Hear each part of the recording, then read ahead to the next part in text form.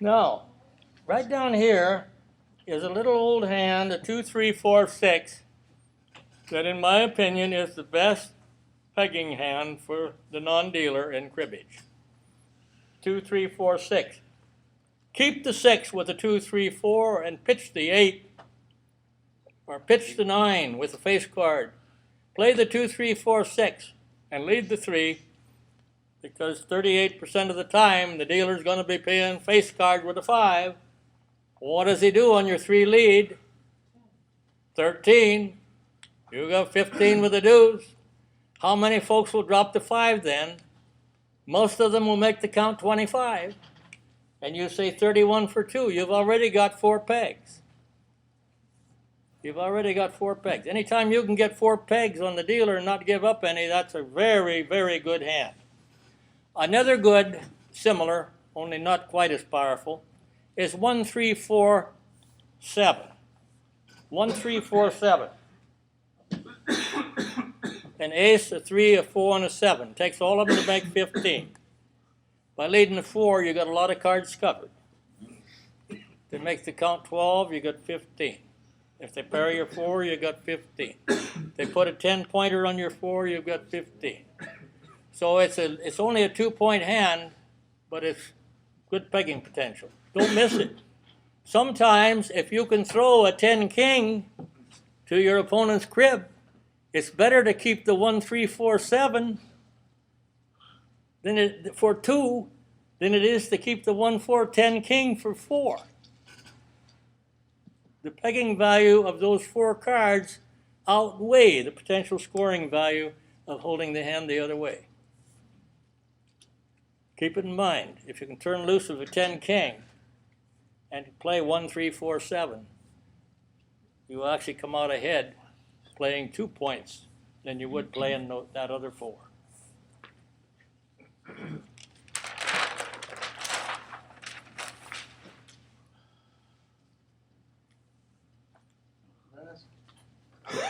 Yeah.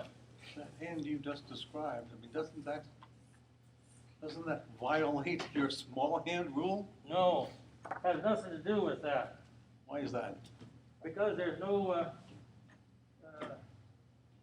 first of all, we're playing by board position, and we need to always consider the pegging value of cards. Now, it is true if, with the small hand rule, you remember I mentioned a few hands that it makes some sense to give up some points. You remember I mentioned the 1, 6, 7, 8, 9 with a king or a queen?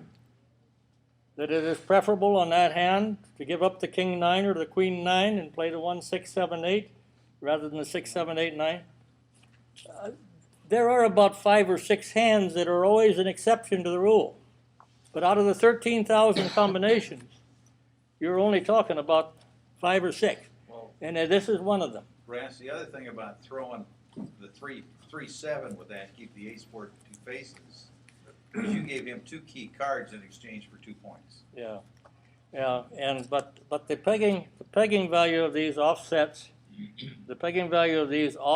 giving up 2 points to hold them. And so sometimes that's what you need to consider in your discarding is pegging important to me in this particular hand?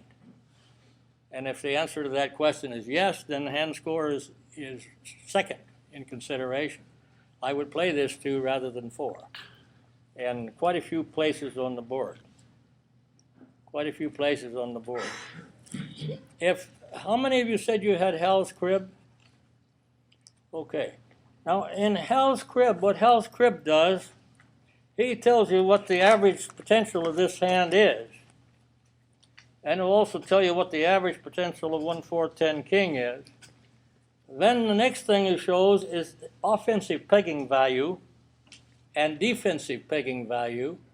And then if it's not your crib, the crib is a minus score. So whose crib was it when I decided to throw the 10 king out of this hand? Opponent. Exactly. No way am I going to put the 10 king in my own crib. See? So So I'm making a decision to put a low-scoring discard in my opponent's crib and keeping the best potential pegging cards. So when I take this average hand score and the average pegging value, and I subtract the crib score from it, see, the other person's crib I got to subtract from what it is that I'm doing, this is a better scoring hand than is the 10 king 4 1. Okay? Please remember, though, I wouldn't play this hand this way if I were dealing. Okay? Only in end of game. If it were end of game, these would be nice cards for the dealer to hold, needing maybe 3 pegs to win. Good stuff. Good variety. Good chance to score some pegs. Okay. Now, I've got to tell you that over the years, I have held this hand here, 8 and 3 1s. And I also like the 3 deuces and the 5, but the 8 and 3 1s is real easy to see how it works. You get a 10-point lead. Don't care what it is. If it's a 10 that looks like that, don't sweat it. You make the count 18. It's easy on a jack, a queen, a king. But if it looks like that, you still make the count 18. It doesn't matter. If they got the 9 for 27, you play your ace for 28, and the only thing that happened, you won't get the 31 for 8, you'll just get a 30 for 7. See? But stick with your pegging plan. Don't let me screw up your plan. If you keep this hand with the idea of pegging, don't let me screw up your plan. Hang on to the aces as long as you can. And don't worry about my, wow, 10. I can't put my 8 on a 10. 10? Wow, that's a dumb play, ain't it? Ain't that a dumb play to put an 8 on that sucker? No. Not when you got 3 1s, it's no dumb play. It's what you planned to do from the beginning. Carry it out. Okay. Now this one is not so easily seen, but this hand does exist and it offers great pegging potential. As again, our opponent has got a double run of face cards. I mean, we're sitting down near the end of the game. We need 8 or 10 to win the game, but they're counting first. If they're needing 8 points or more, I mean, most people would prefer not to hold a double run of face cards, but if that's what they got, and they need first count and they need 10 or so, they're going to hang on to the double run.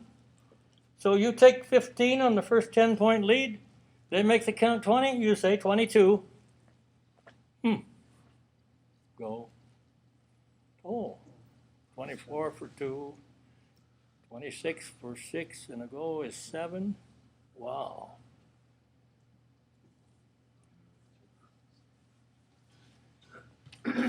Well, let's see. If we do this way, 10, 15, 25, 27, 29, 31. So, pretty nice arrangement. Now, this is not going to work that way if they lead a middle card, but I'd still try to hang on to the deuces.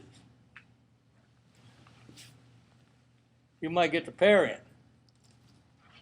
So it'd be three pegs. But these 2 hands here have a great pegging potential. Go for them when you pick up those cards, especially if you're in a game where the only way you can win it is with a pegging coup. That's what these hands will allow you to do.